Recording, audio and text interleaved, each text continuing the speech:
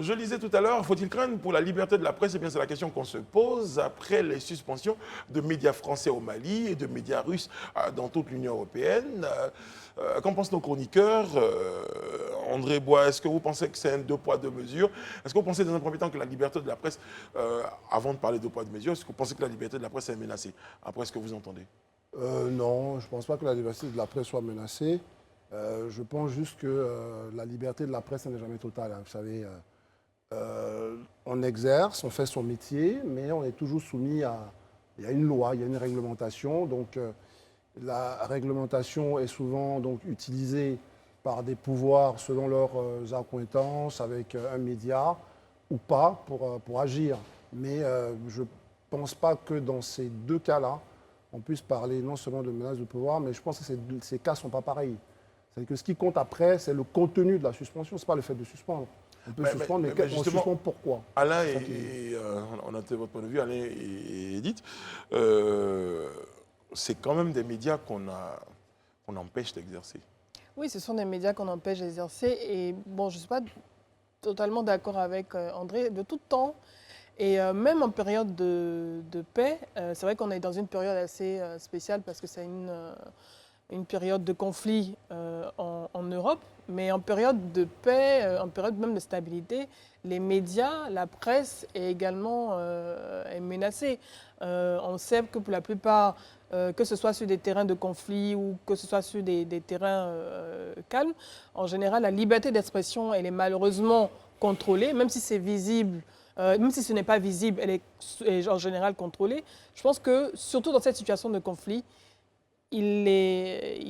c'était évident de se retrouver dans ce genre de situation parce qu'on parle de propagande, de médias d'État, que ce soit du côté d'instruments de désinformation, que ce soit du côté du Mali avec RFI et France 24 ou du côté de la Russie avec RT et Sputnik. Donc la liberté d'information, la liberté de la presse est de tout temps menacée, mais c'est vrai qu'en situation de conflit, en situation de guerre, cela prend des proportions À encore la guerre plus comme à la importantes. guerre, vous avez pu dire?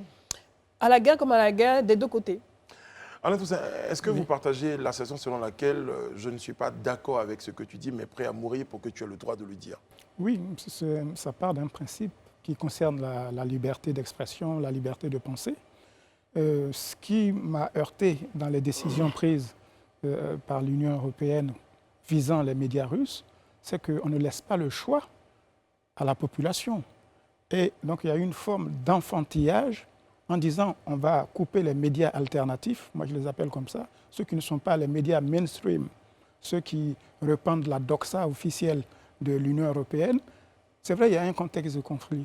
Et je me dis, c'est quand même dommage. Mais dans le même temps, la liberté de la presse s'arrête là où commence la raison d'État.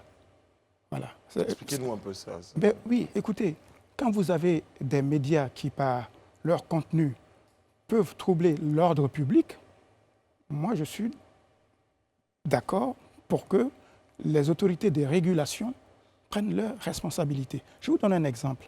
En 2013-2014, Afrique Média, vous connaissez.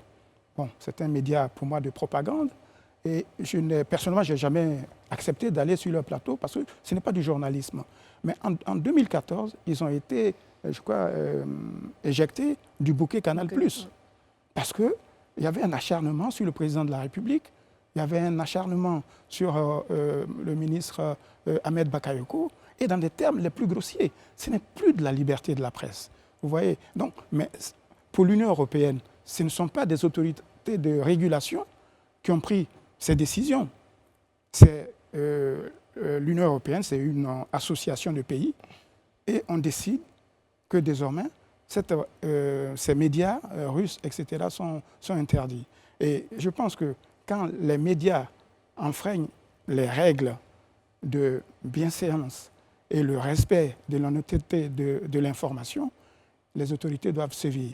Pour le Mali, on l'a vu avec la décision de l'autorité de régulation. Ce n'est pas la junte qui décide de sanctionner RFI et France 24. C'est l'autorité de régulation. On est bien d'accord que cette autorité de régulation, vous serez, je ne sais pas si vous ne serez pas d'accord avec moi, mais nous tous, on sait que cette autorité de régulation ne peut pas agir sans avoir la caution de la junte. Mais naturellement, Mais là aussi, il faut respecter les institutions dont on se dote. Ce sont les institutions de régulation qui, je vais faire de la litote, qui régulent, qui disent, écoutez, vous avez dépassé la ligne jaune ou ligne rouge, je ne sais pas, et on ne peut pas accepter que vous continuez ainsi. Dans le cas d'espèces de RFI et France 24, il semble que des informations ont été publiées par ces médias qui ne correspondaient pas totalement à la réalité des faits.